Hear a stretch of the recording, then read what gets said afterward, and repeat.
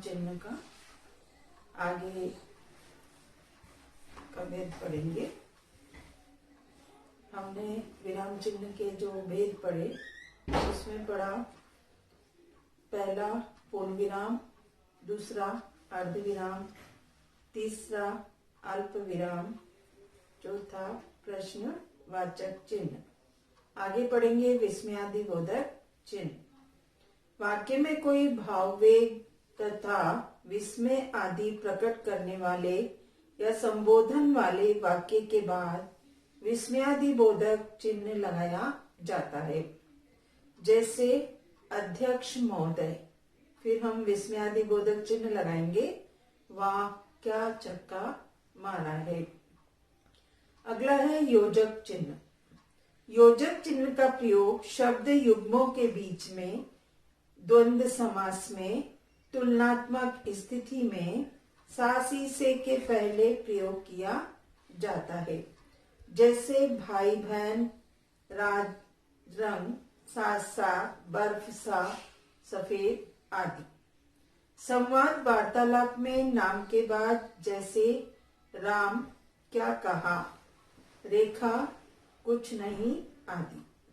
अगला है उद्धरण चिन्ह। उद्धरण चिन्ह का देखिए ये दो तरह का होता है।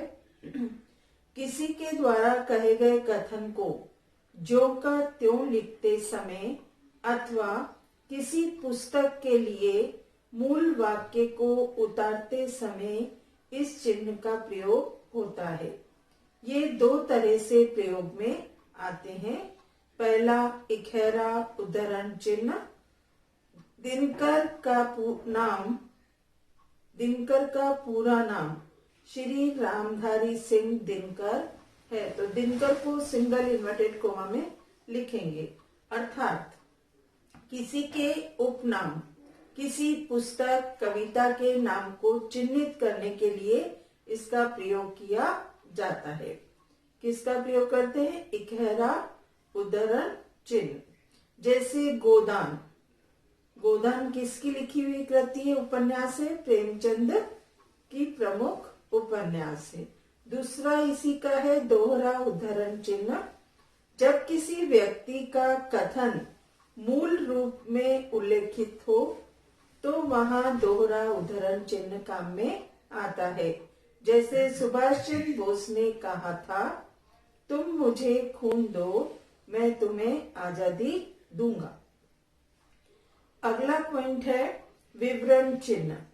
किसी विषय में विवरण या व्यापक जानकारी देने से पूर्व इस चिन्ह का प्रयोग किया जाता है।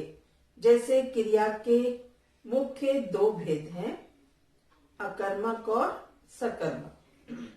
कोष्टक चिन्ह वाक्य से संबंधित ऐसी जानकारी जिसे अलग से देना हो उसे कोष्टक में दे दिया जाता है।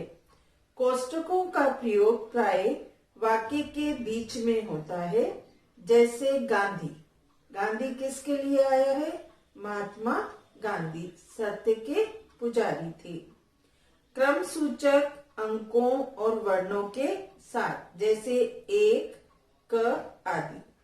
कठिन शब्द के अर्थ को स्पष्ट करने के लिए, जैसे कबीर लौकिक। लौकिक अर्थात सांसारिक सुख नहीं चाहते थे। अगला है विस्तार चिन्ह।